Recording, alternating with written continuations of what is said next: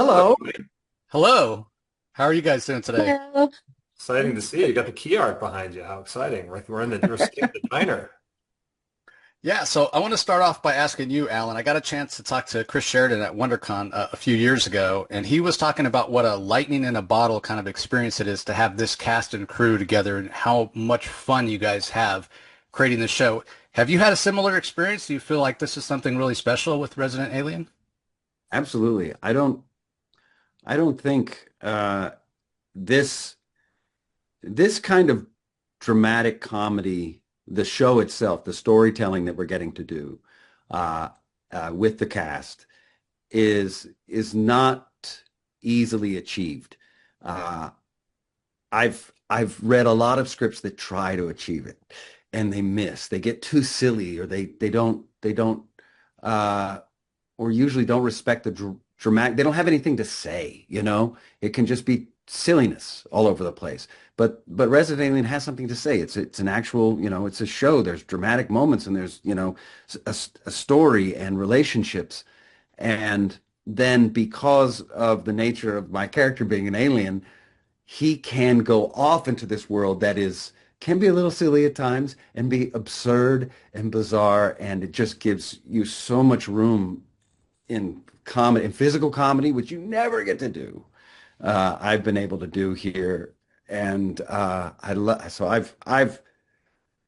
it's it's rare, and I think of it as such, and it's been beautiful. Fantastic. Yes. Can I ask you now that it's not just sci-fi anymore, but you've got USA Network as well. How has that changed the show, the writing of it, the dynamic of it? It's a great question. What people don't realize is that, like, when you're doing a show, you have to have a point of view and you have a sense of what you want to do. And oftentimes the network you're working for, the studio you're working for, has a different idea. And you're sort of battling with them all the time. I've never had that problem with this studio and network with sci-fi. They've always been very supportive. They have notes, but we're very collaborative. We see the show as the same thing. They give me a lot of leeway to do what I want. And it's been such a joy to be at Sci-Fi for those reasons. And the best thing about the move to USA is that it's the exact same people. It's not a whole new group of people that might have a different sense of what the show is. The executives that we are working with at USA are the exact executives that we work with at Sci-Fi because they do both. So nothing has changed creatively of the show, which is great. Well, one of the things Right. I love about the show, I'm sure this is true for for both of you, Alan and Chris, is the kind of the Easter eggs and the callbacks to other classic shows and other, whether it be sci-fi or pop culture or what have you. We don't want to spoil, but at the end of the second episode, there's a theme song and kind of a little scene. And that theme song is actually my ringtone. I thought my phone was breaking when it happened, which is so funny. I was like, "Who's calling me?" But can you talk a little bit about being able to throw in those classic Easter eggs and things that you were a fan of when you were a kid? Like, how much fun is that? It's the best. I mean, a lot of that comes from I spent 20 years on Family Guy, and we did that all the time. So being able to take that weird kind of sensibility and bring it into a show like this, even in dramatic moments, is really a gift. And you don't want to overdo it, but in the times that we've done it, yeah, it's really fun. And I think it's not everyone has to. It doesn't matter if people recognize it or not. I think those moments work even if you don't know what it is. But there's an energy to recognizing something that is obscure, that is very similar to laughter. And it really enhances the experience. So it's really nice to be able to do that. We did a thing in season one where Harry is um, imagining how he's going to kill Max. And one of the things was he imagines a piano falling on him. And we added in that it's just Max little, who was then a little kid, walking down the street and the piano falls and he's holding a lunchbox. The piano falls on him, crushes him. But we gave him a con man lunchbox, Oh yeah. which I don't know, which is of course Yeah. a wink and a nod to Alan's other show. I don't know how many people saw it because it happened so fast, but for people who saw it, people love that stuff. It's fun to be able to do it. Any Yeah. any thoughts from you, Alan, on that? No, I mean that's part of that's part of the show that I was talking about, that it has this ability to stretch in those different directions while keeping its feet on the ground. You know, that's so rare. And I'm glad you liked it and you knew it and actually have it as your ringtone. I know. Yeah, yeah, it was. I really did think my phone. I was like, "Why's my phone ringing?" It's It's a great hilarious. ringtone. Alan, now that you're playing Harry and Mantid, how is that as an actor for you? How challenging is that? How difficult is it to keep it straight all the time? Or do you find it just to be fun? It was more fun than anything. The characters are so very different. The Mantid is really just an appetite set loose on the world. He wants to eat, he wants to drink and smoke and mate and stick his hair back and thinks he's really cool with his cigarettes. And Harry's a little even when he's in his most arrogant state, he's a little uncertain. There's always a little so there's a little something in his eye where he's waiting for the shoe to drop. So it was easy keeping them separated. Harry in that first season has a beard. We end up in a scene together, and so there was some. I had to get the beard off and do it and do both scenes. But then I was also directing that episode, so I was also. It was a bit of a. That day was a tough day. A very I cool. bet. So there was another hat I was wearing that day, but it was great. Yeah, and Clancy Brown is actually the voice of the Mantid, which is fantastic. Right. What a great choice. Was there back and forth between you and Clancy? Because with Harry, obviously, it's your voiceover, so the physicality is, you can tie it in a lot easier. Was it tougher because Clancy was doing the voiceover for the Mantid? No, I had just listened to his voiceover, and you know, I I I was thinking about mimicking it in moments and then didn't.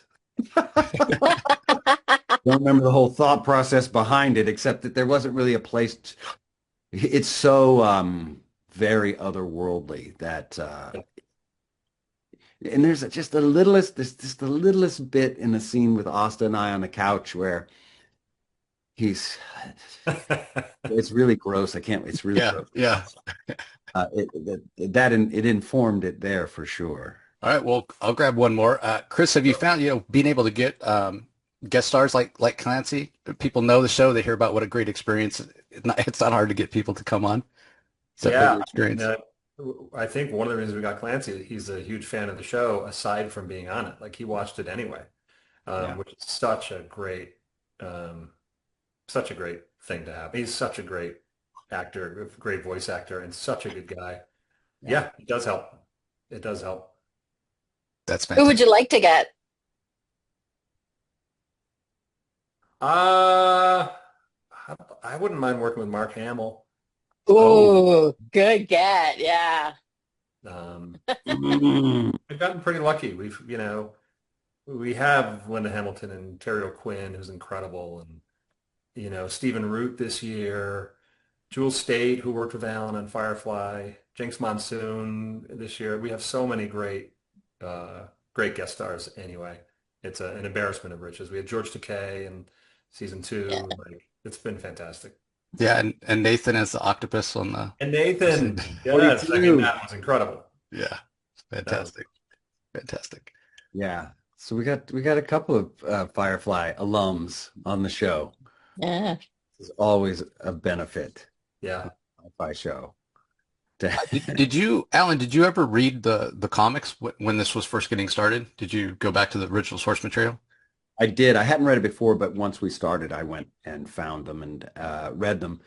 Uh, I love that we got in season two to use the storyline of going to New York, Hmm. and uh, Yes, that was because that was my favorite in the comic I too. agree. Yeah, I agree. It was such a cool storyline. So, uh, you know, other than that, it's different from the comic. There's been some changes. Yeah. Uh, the Harry's different. The comedy isn't there as much. It's almost like a Law and Order, more like a Law and Order Right. than it is what we have now. Much different. Yeah. It's great, and it's great. Like it's fun to read, and it's really well done. It's different in a good way that I feel like there's enough similar DNA that you recognize it, but they can both exist in the universe at the same time without overlapping each other in a way. Yeah, I mean, well, that's how I found it because I was a fan of the comic, and I was like, oh, let me Yeah. check out the show. And from the first episode, I was like, oh, this is, yeah, it has the humor, but it has so much heart and emotion.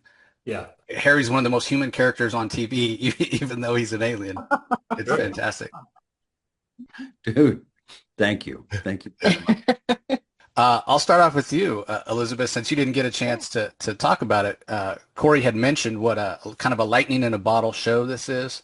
And Alan was just talking about it as well. We just got a chance, but just the heart and the humor and as much fun as you all have making it. Has that been your experience as well, that it's something that's really rare and special and you all feel like a family and just having a blast doing it?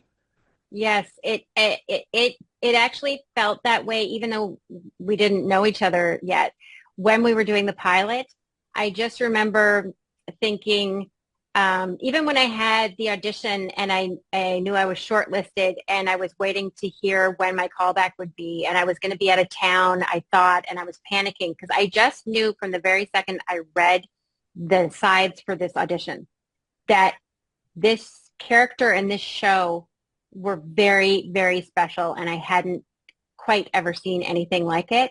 So then to have that translate, I think, successfully with all of us, once we all got to work together, this show has been special and special to work on since the very first minute of the very first day we all showed up. That's great. Corey, Mike got quite the revelation at the end of last season. Yeah, man. How is that going to play for you going forward? How, as an actor, do you now change your entire mindset from the first 3 seasons to, oh my God, here's season number 4 and things are changing?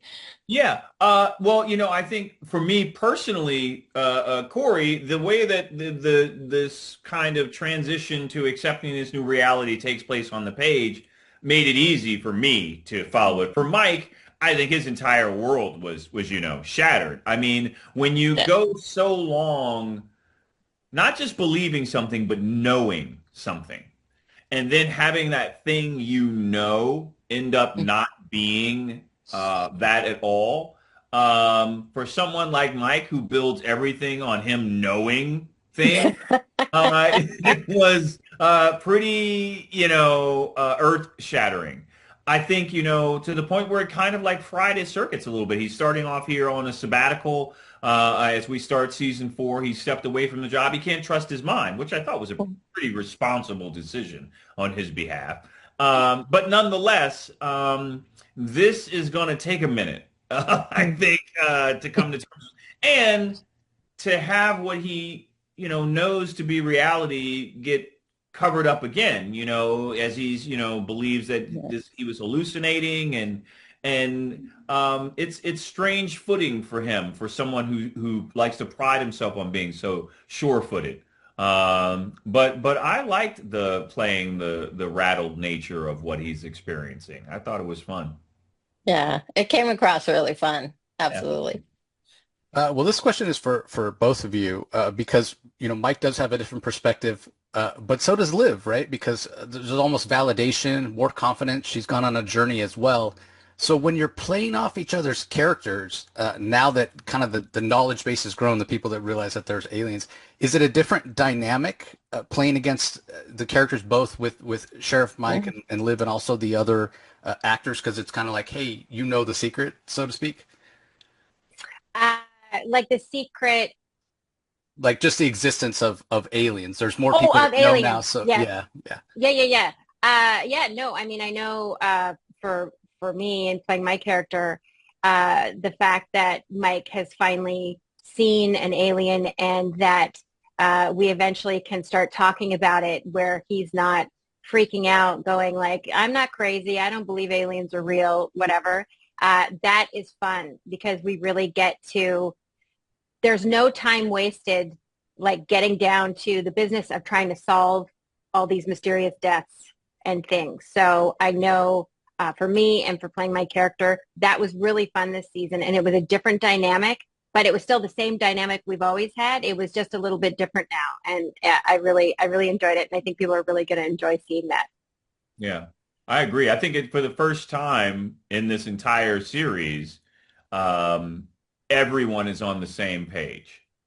And that collective understanding obviously creates new dynamics.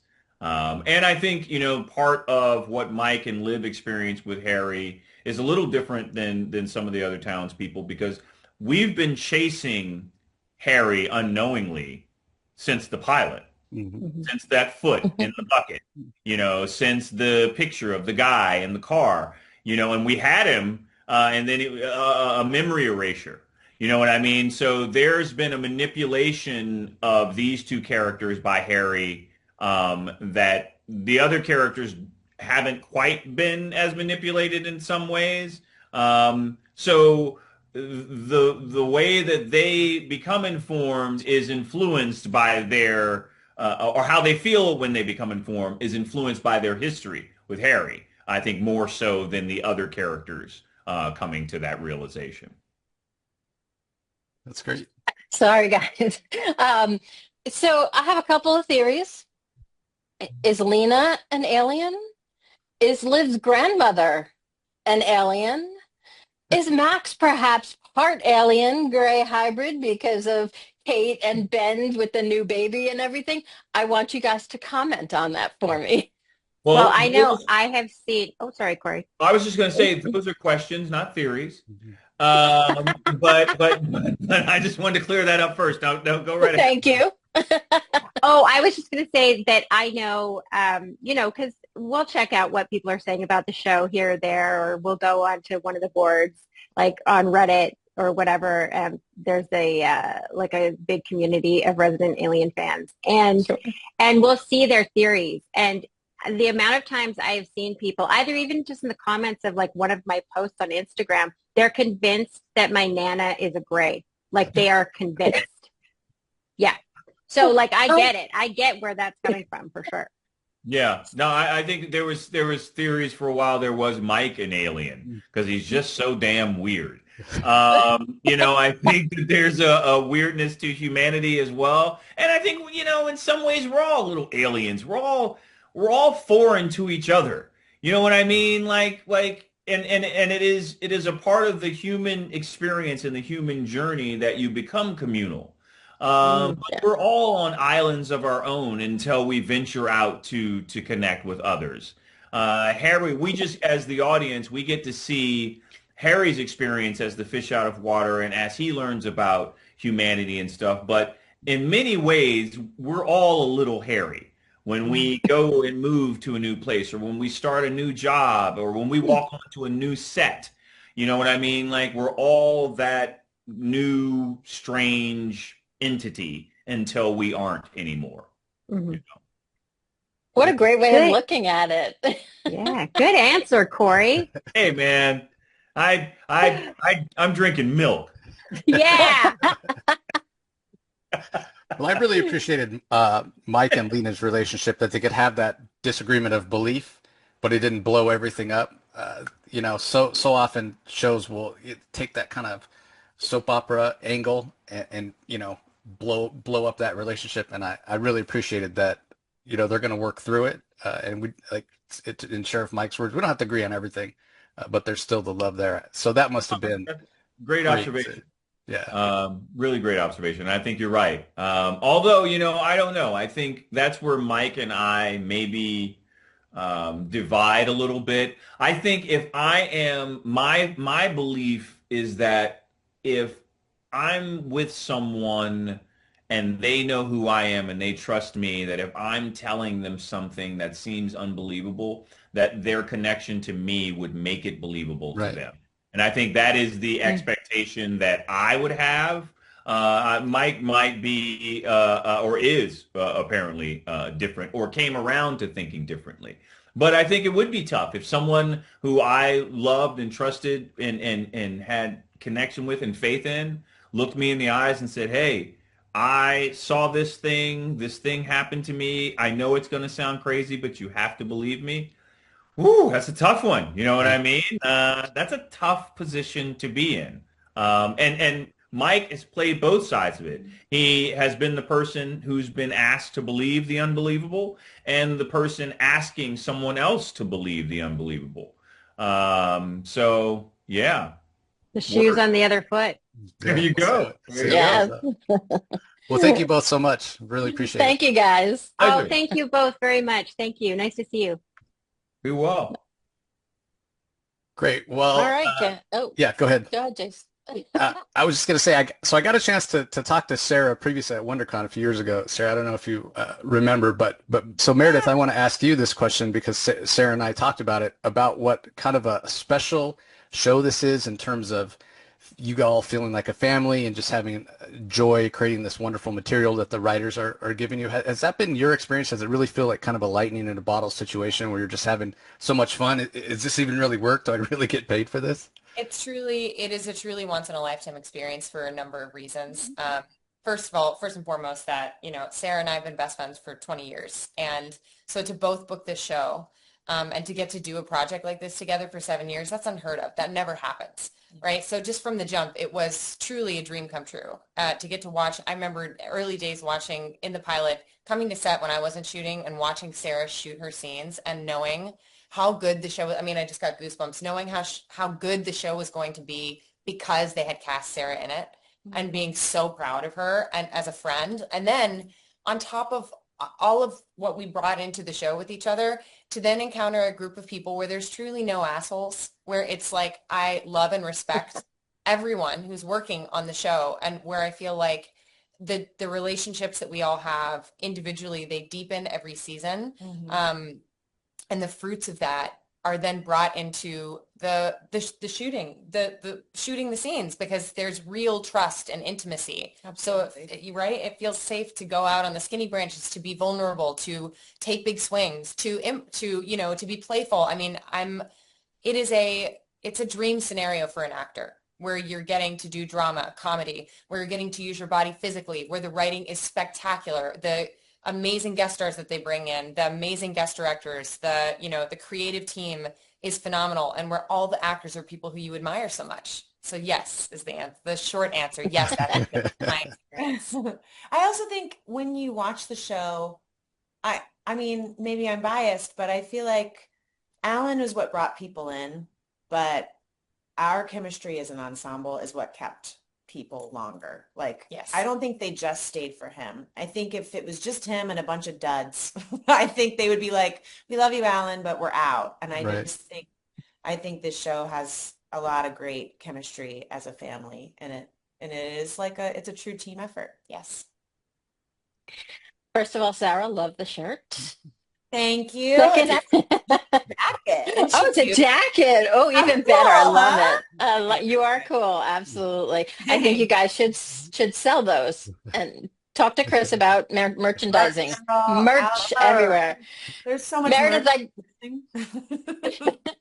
Meredith, I got to ask you about the baby and everything that's going to change for her and Ben and Max this season. Talk a little bit about that.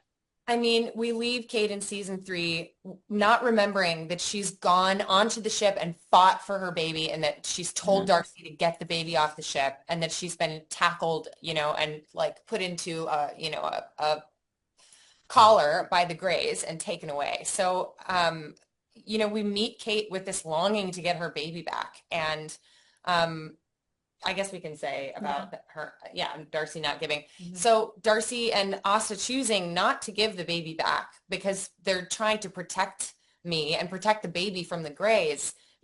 This season is so much about the desire to have her family complete and whole again, knowing that that baby exists and that she can't be with her.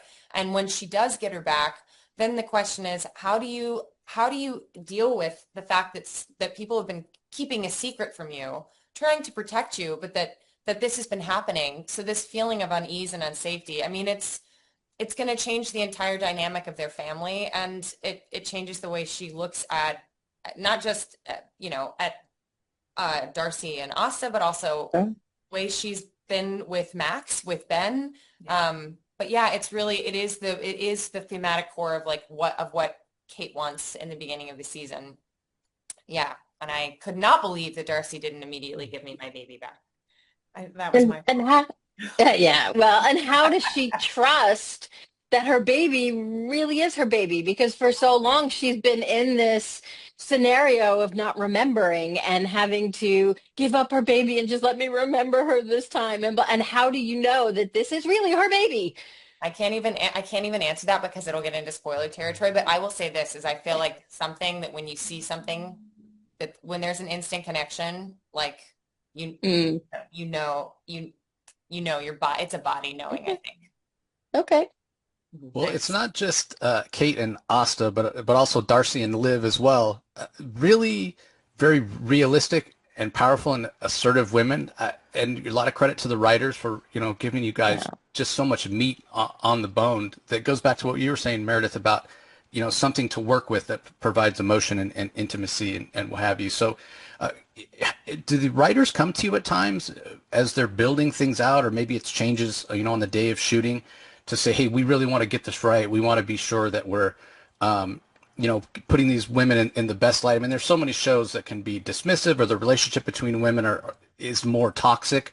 That's not the case with Resident Alien. It's very realistic, and I always appreciate that. Thanks. I think that's, I say thanks across the board from all of us to you for recognizing that.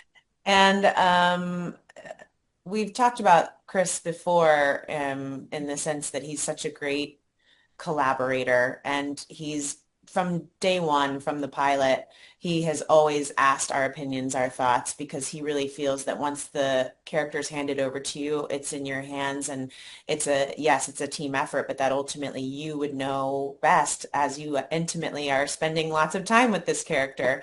So over the years, actually, it was really enjoyable to see the table reads when we would read episodes. From the beginning, it was like we weren't really sure who these people were, and by like season 4, you could hear Corey and Sheriff Mike. You could hear Liz with Deputy Liv. You could hear, Kate and Meredith's like voice. You could hear Ben's sarcasm or his depressive moments. Like there was just these beautiful, like this beautiful like proof in the pudding that Chris was really listening, that he really took in what we had to say, and that he was writing ultimately for our voices in the end, which is a high compliment to have your, boss of sorts like trust you. And secondly, to be able to have not free reign, but like a good like understanding when you go to set that you know what's best.